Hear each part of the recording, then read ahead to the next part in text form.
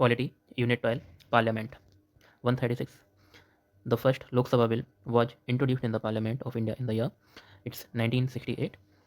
This bill was passed by the this bill was introduced in Parliament of India in 1968. The bill was passed by the Lok Sabha in 1969 but remained stuck in Rajya Sabha. Lok Sabha में पहली बार यह bill 1968 में प्रस्तावित किया गया था परंतु राज्यसभा के द्वारा ये पास नहीं हुआ हो सका लोकसभा के भंग हो जाने के कारण। देन उसके बाद ये 8 बार और लोकसभा में बिल को पास किया गया एंड फाइनली ये जो बिल है 2013 में जाके लोकसभा से पास होता है और प्रेसिडेंट इसे 2014 में अप्रूव करते हैं लोकसभा एक ये एक्ट बन जाता है लोकपाल बिल। प्रेसिडेंट लोकसभा में जो है प्रेसिडेंट होंगे एंड 8 अदर मेंबर्स होंगे। Who is the competent authority to determine the conditions of obtaining Indian citizenship? भारतीय नागरिकता को किसी भी लॉ या नियम को चेंज करना है इसकी अथॉरिटी किसके पास होगी तो ये पार्लियामेंट संसद के पास है। आर्टिकल 11 ये कहता है parliament will have the right to formulate all the laws to require और renounce Indian citizenship. 138 by which constitutional amendment act the number of Lok Sabha seats was increased from 525 to 545। किस संविधान संशोधन के द्वारा लोकसभा की सीटें 525 से 545 की गई? ये है 1973 31वां संविधान संशोधन एक्ट अधिनियम 1973 जिसमें लोकसभा की सीटों को 525 से 545 किया गया। Representation of union territories was reduced from 25 to 20। Amendment of the constitution is the process of making changes to the constitution which are done by parliament। संविधान में संशोधन प्रक्रिया को साउथ अफ्रीकन कंट्री से लिया गया है और ये आर्टिकल 368 पार्ट 20 में है। The termination of the current session of parliament is called its adjournment. Adjournment motion is introduced only in the Lok Sabha to draw the attention of the House to a definite matter of urgent public importance. It involves an element of censure against the government. Therefore, Rajya Sabha is not permitted to make use of this device. The discussion on this motion should last for not less than 2 hours 30 minutes. 140. The maximum internal between two sessions of parliament that can be parliament की दो sessions में कितने time का अधिकतम interval हो सकता है? It can be of 6 months। Article 85 says there should be no difference of more than 6 months in the last sitting of one session of Lok Sabha and the first sitting of the next session। Article 141 question 141 under the constitution which of the following has the right to legitimate power? किसको यह अधिकार है जो following has the right to जो विधि से संबंधित कोई कानून को बना सके। लाइक पार्लियामेंट संसद को ही ये राइट दिया गया है जो किसी भी कानून को लीगल कह सकता है। So parliament has the right of legitimate power under the Indian constitution. The parliament is the highest legislative body in India. India has a bicameral system. The Indian parliament consist of president and 2 houses of the Lok Sabha and Rajya Sabha. India जो है bicameral system है, इसका bicameral यानी कि 2 हमारे सदन होंगे जैसे कि ब्रिटिश कॉन्स्टिट्यूशन में थे। In which year the Food Safety and Standards Act was passed in? Food Safety and Standards Act of India was passed in 2006। This act extends to the whole of India. Important provisions have been made under this article act to establish food-based standards and regulate their manufacturing, storage, distribution, and importation, etc. Which of the following is one of the features of the Insolvency and Bankruptcy Code Amendment Ordinance 2018? कौन सा IBC का एक feature है ordinance 2018 के according? इसमें जो है relief to home buyers by organizing their status as financial creditors. IBC Act 2018 talks about the organizing their status as financial creditors and providing relief in home purchases. Also, this bill talks about providing relief to micro, small, and medium industries. Find the odd one in the relation to the Indian Parliament. Budget session, monsoon session, summer session and winter session. हमारी parliament में कोई summer session नहीं होता है। So we have only three types of sessions, which are budget session, which is mostly held in February, monsoon session, that is from July to September, and winter session from November to December. Fund can be spent from the consolidated fund. So it's 144, 145. Which of the following standing committee is in each house of parliament? कौन सी standing committee दोनों ही सभा houses में है? So it's all of these, ये सभी समितियां दोनों ही सदनों में हैं। Parliamentary committees are indispensable and an integral part of the present system. Parliamentary committees are constituted by the Parliament under the rules of procedure and conduct of business made under Article 118. There are two types of parliamentary committees in India. One is standing committee, another is ad hoc committee. Standing committees. Under this committee came such committees which are as follows. Petition committee is appointed to consider the petitions. The committee is constituted in both the houses of parliament. The petition committee of Lok Sabha consists of 15 members, and the petition committee of Rajya Sabha consists of 110 members, total 25. Committee of privilege. The function of this committee is to protect the privilege of the house and its members. The committee of this privilege of Lok Sabha has 15 members, and the committee of Rajya Sabha has 10 members, again 25 total members. Business Advisory Committee. The committee regulates the schedule and timetable of the House. The Lok Sabha committee has a total of 15 members and Rajya Sabha has 10 members. The speaker and chairman are the ex officio chairman of the Business Advisory Committee to the respective houses. 146. Under which central ministry Navodaya Vidyalaya Samiti and Kendriya Vidyalaya Sangathan are an autonomous body? Navodaya Vidyalaya समिति और केंद्रीय विद्यालय संगठन किस body का part है ये? तो ये किसका है? ये human resource development.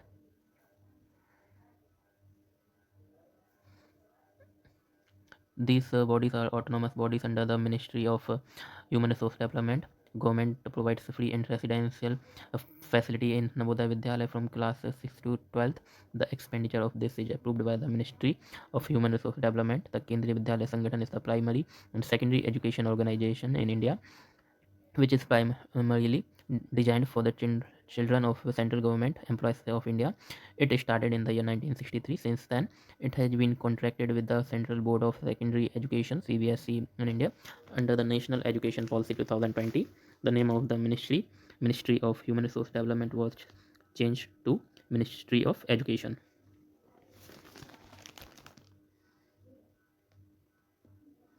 147. What was the name of the committee appointed to identify the creamy layer in the OBC category, which submitted its report in 1993 and was accepted? Creamy layer, OBC की creamy layer को identify करने वाली committee का नाम क्या है? The 3 member, इसका नाम है राम नंदन committee. 3 member committee appointed to identify the creamy layer in the OBC category was the Ram Nandan committee, which submitted its report in 1993 and was accepted. The term creamy layer was introduced by the Satyanathan Commission in 1971. Creamy layer जो part है इसका Sathyanathan commission था, उसने 1971 में दिया था, which directed that the creamy layer should be excluded from the reservation quotas of civil posts. It was also identified later by the Ramanandan Committee in 1993.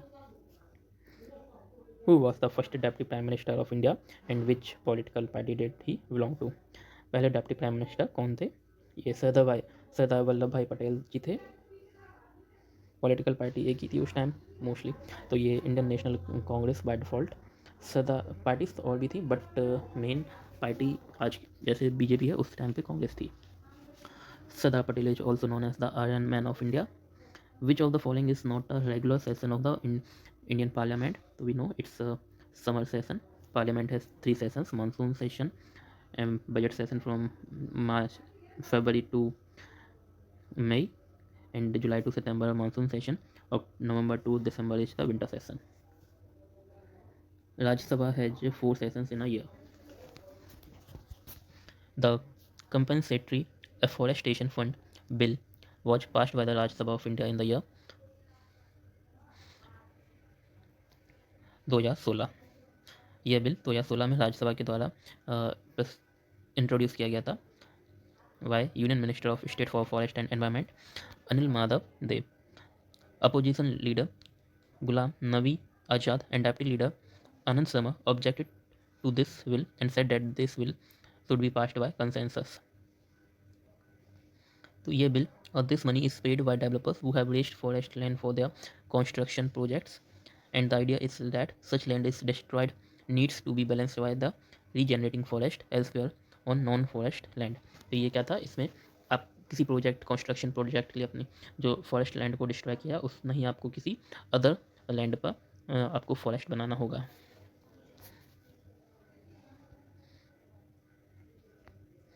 So question now, it's 151.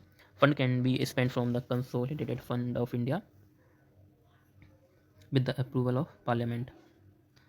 Under Article 266 of the Constitution of India, a fund in which the remaining amount left after giving the state their share of taxes and duties is used. It is the in which the remaining amount left after giving the state their share of taxes and duties is used. It is the largest fund of India placed under the Parliament. The fund cannot be withdrawn without the approval of Parliament. Consolidated Fund of India is a fund in which all revenues received by the government, loans taken from the market, and interest received on approved loans are deposited in the consolidated fund. The fund is established under Article 266 of the Constitution of India. This is such a fund in which all the deposits, revenue deposits, loans taken are deposited. It is the largest fund of India placed under the Parliament. No money can be withdrawn without the prior approval of Parliament, cannot be stored or updated. 226 also describes the consolidated bill of each state। यह एक ऐसा fund है जिसमें किसी भी प्रकार की से इनकम जनरेटेड हुई उसे काउंट किया जाता है, जैसे कि टैक्स एंड टोल से जो भी लोन्स लिए गए हैं वो, कोई भी डिपॉजिट्स या किसी अदर कंट्रीज़ को हमने जो लोन्स दिए हैं उन पे जो इंटरेस्ट मिल रहा है, हर प्रकार से मिलने प्राप्त इनकम को इसमें ऐड करते हैं। Fugitive economic offenders bill 2017 was introduced by the which ministry. तो ये बिल जो है इसको यूनियन मिनिस्ट्री ऑफ फाइनेंस के द्वारा लाया गया था, 2018 में इससे पास किया गया। ये जो इकोनॉमिक अफेंडर्स होते हैं जो लोन्स लेके भाग जाते हैं, जैसे कि 2011 में हुआ था पीएनबी बैंक एंड एसबीआई के साथ, काफ़ी इसमें according to this scheduled crime involving an amount of 100 crores or more and they are absconding in any other country except India and coming to India to avoid or face punitive prosecution in India. The fugitive economic offenders will give the power to the agencies to seize properties which are not only in the name of offenders but also the ones that are benami। तो ये bill जो है जो कि जिन्होंने 100 करोड़ से ज़्यादा का अमाउंट जो है वो नहीं दिया है, उन गवर्नमेंट उनकी किसी भी प्रकार की संपत्ति को नीलाम कर सकती है। ये बिल 2017 में आया था और 2018 से इनेक्ट है। In which the right to information act came into force, so it was came into force in 2005। The law was passed by the Parliament of India on 12 October 2005. The law empowers all the citizens of India to see and receive information recorded in government files, in which your right to information come into force। सूचना का अधिकार किस साल में आया था? ये 2005 में। राज्यसभा से क्वेश्चंस। हुआ the first president of Rajya Sabha. Rajya Sabha का पहला प्रेसिडेंट कौन था? पहले थे ये सर्वपल्ली राधाकृष्ण, ये पहले वाइस प्रेसिडेंट भी थे। हमारा संविधान कहता है जो हमारा वाइस प्रेसिडेंट होगा वही बाय डिफ़ॉल्ट राज्यसभा का भी प्रेसिडेंट बनेगा, that is chairman. Rajya Sabha is the second house और upper house of the Indian parliament.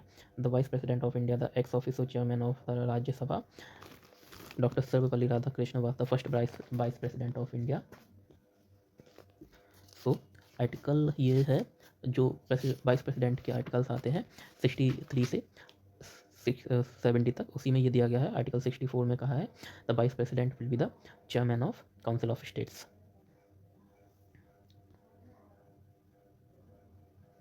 What is the minimum age to get membership of Rajya Sabha? Rajya Sabha में मेंबर बनने के लिए मिनिमम कितनी एज होनी चाहिए? ये है 30। वाइल वाइस प्रेसिडेंट बनने के लिए या फिर प्रेसिडेंट बनने के लिए मिनिमम एज 35 है। दोनों ही क्वेश्चंस में डिफरेंस है। राज्यसभा मेंबर बनने के लिए minimum 30 as,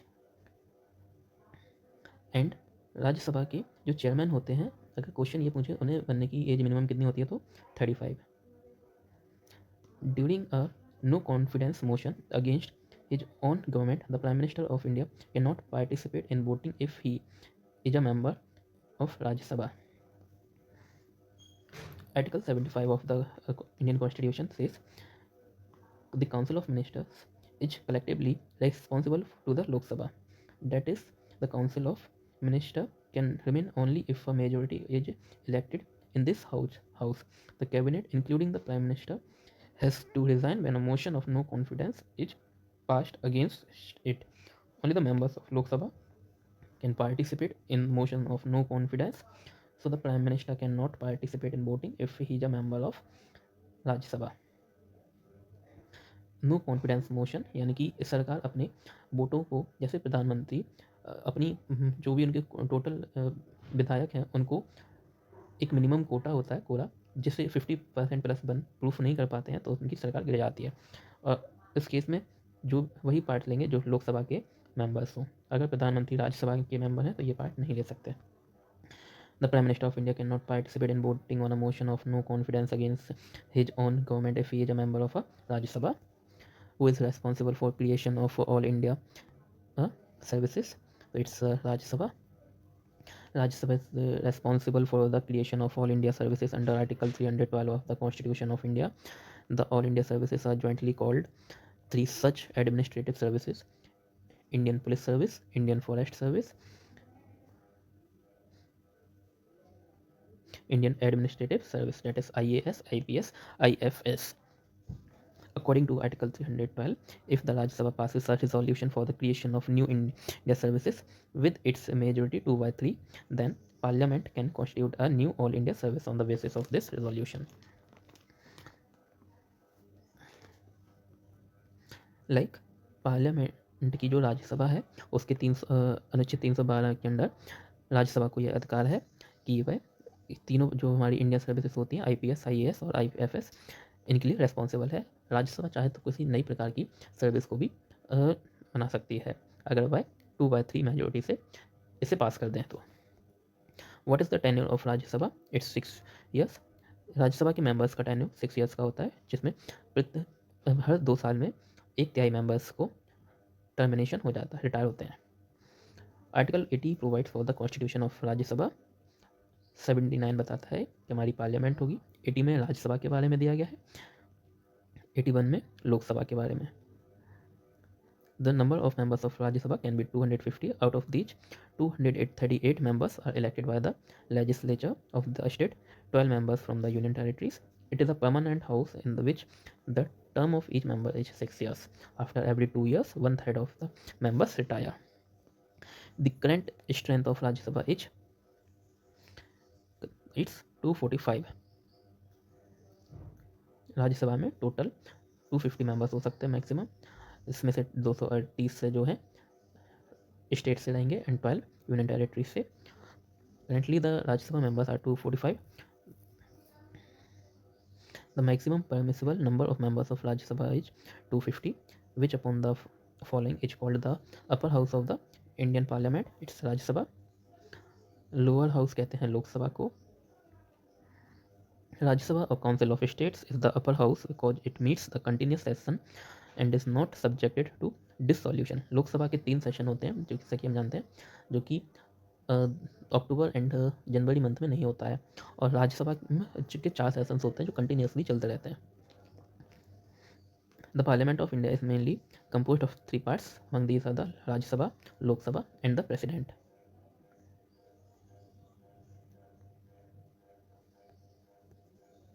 The members of Rajya Sabha are elected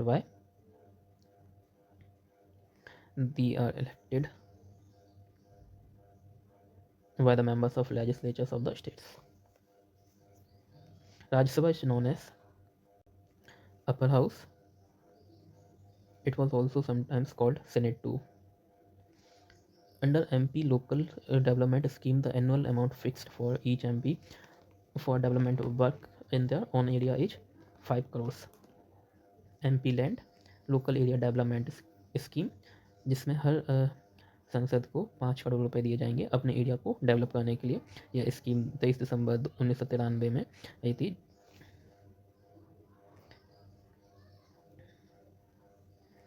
who is the current 2018 deputy speaker of the Indian Lok Sabha?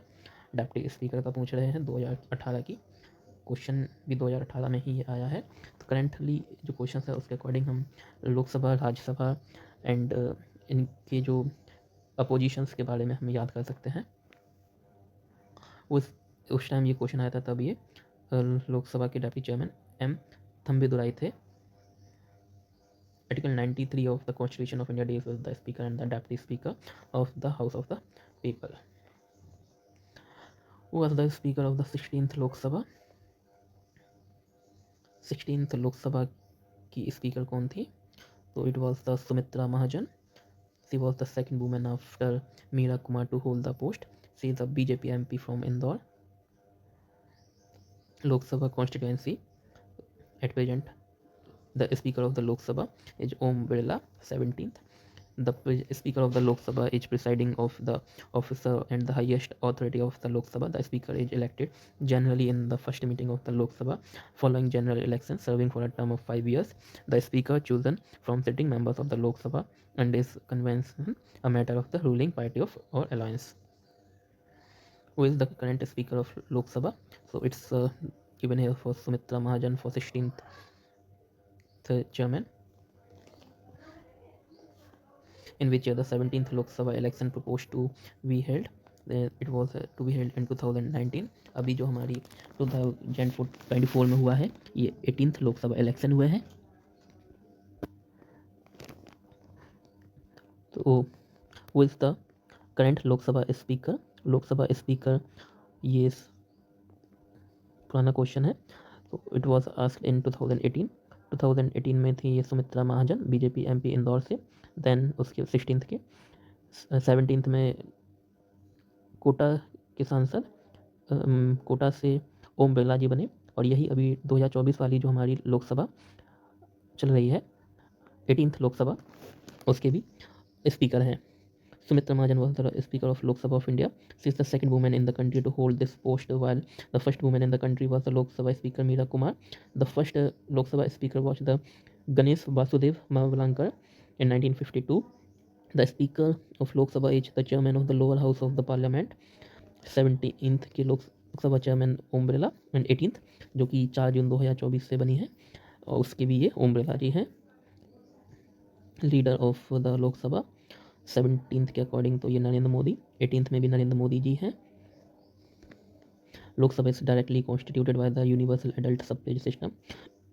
Lok Sabha में डायरेक्ट जनता के द्वारा ही वोट किया जाता है। Leader of the house of the Lok Sabha is usually the prime minister of India, but if the prime minister is not a member of the Lok Sabha but a member of the Rajya Sabha, leader of Lok Sabha can be elected. According to the question, the leader of the Lok Sabha is Narendra Modi. The Rajya Sabha also has seen as the leader of the house, to whom are the Council of Ministers collectively responsible. Council of Ministers किसके प्रति जवाबदेह होते हैं? तो ये article 75 में कहा है कि लोकसभा के प्रति जवाबदेह होंगे। मैक्सिमम स्ट्रेंथ हमारे लोकसभा की है 552, 530 मेंबर्स होते स्टेट से, 20 मेंबर्स यूनियन टेरेटरी से, 2 मेंबर्स को नॉमिनेट किया जाता है। 2019 से एंग्लो इंडियंस का नॉमिनेशन को हटा दिया गया है। What is the maximum age required to qualify as a member of the Lok Sabha?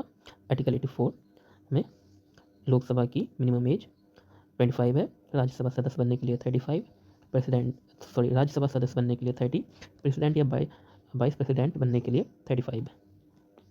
What is the minimum age to be elected to the Lok Sabha? 25. What is the maximum strength of Lok Sabha? It's 552. पहली लोकसभा 1952 में हुई थी, जिसमें Jawaharlal Nehru ji prime minister बने थे। There's a provision for constitution of Lok Sabha in Article 81 and 331. The original constitution stipulated the members number 500 of the Lok Sabha. Original constitution में 500 members थे, but 87 में maximum number was increase to 552. At present, 530 members represent state, 20 members from union territories and 2 the Anglo-Indians.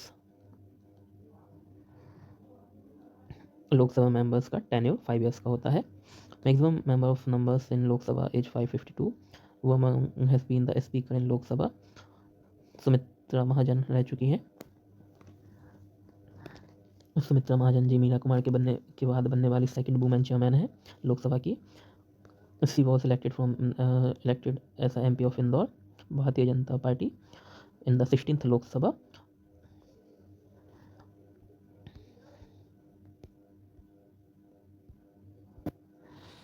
Lok Sabha के members का tenure कितना होता है? ये 5 years का होता है. आर्टिकल 83 संविधान के आर्टिकल 82 में ये दिया गया है. लोकसभा के मेंबर्स का 5 years का होता है टेन्योर फर्स्ट सिटिंग से. But even before this period on the advice of prime minister it can be dissolved by the president and parliament can be increase is the tenure of Lok Sabha by the time of emergency. The term of the Lok Sabha was raised to 6 years by the 42nd Constitutional Amendment Act 1966, which was again reduced to 5 years by the 4th Constitutional Amendment Act. 1976 में जो 42वां संविधान संशोधन act आया था, उसमें most of the things संविधान की change की गई थी, जो कि 2 साल बाद 1978 में उन्हें को बदल दिया गया था. तो ईयर जो उसमें लोकसभा का टेन्योर इंक्रीज किया गया था, ये 1976 में कॉन्स्टिट्यूशनल एक्ट 1942 के द्वारा, और हटाया गया 1978 में. Who among the following is the current speaker of the Lok Sabha? It's in 2020-24 it's Om Birla, while in 2018 on base of 2018 the chairman was Sumitra Mahajan.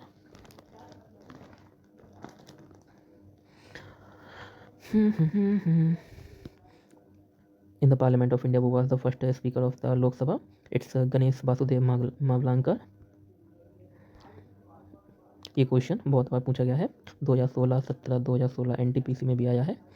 93 में स्पीकर डेप्टी स्पीकर के बारे में दिया है, एंड 89 में deputy chairman Rajya Sabha के बारे में. What is the total number of members in Lok Sabha who are directly elected by the people from various constituencies? Maximum numbers जो डायरेक्ट पीपल के द्वारा इलेक्ट होते हैं वो 530 है स्टेट्स का.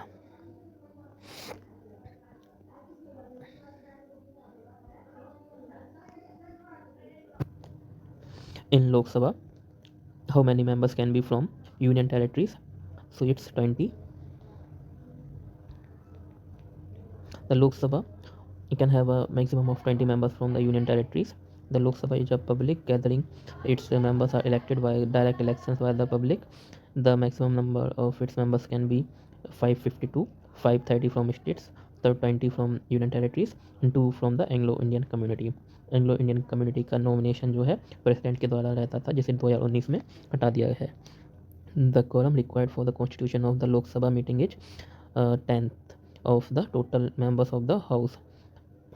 The quorum required to constitute a meeting of the Lok Sabha is the 1/10th of the total members of the house. According to Article 103, quorum of Rajya Sabha Lok Sabha is 1/10th of the total members. The same number is also necessary for the recognition of the main opposition party. Lok Sabha या राज्यसभा की meeting होने के लिए उस सदन के कम से कम 1/10 members होने चाहिए present. Speaker of the Lok Sabha Sumitra Mahajan represents which constituency? Sumitra Mahajan Indore से थी. Lok Sabha speaker Sumitra Mahajan represents Indore constituency. She is the second women from India to hold this post. She has become the MP from Indore for the 8th consecutive time. Which state has the second highest number of seats in Lok Sabha? First highest seats UP में है, then Maharashtra में. इस question में जो answer दिया है उसके according waste Bengal रहेगा, बिकॉज महाराष्ट्र अवेलेबल नहीं है। तो UP has the highest number of Lok Sabha members in 80, Maharashtra has 48, then West Bengal has 42, 40 in the Bihar. So these states have more than 200 plus seats of Lok Sabha. In the context of the Lok Sabha, leader of the house means prime minister or minister nominated by the prime minister.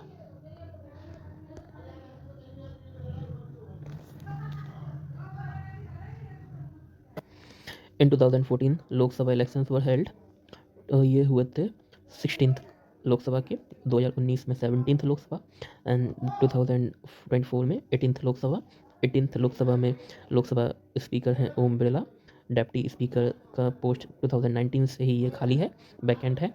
इस chairman of Rajya Sabha हैं जगदीप सिंह धनखड़ और leader of the Lok Sabha हैं नरेंद्र मोदी जी। 18th Lok Sabha elections were held from 19th April 2024 to 1st June 2024. Its result declared on 4th June and BJP party was the winning party. Chapter 15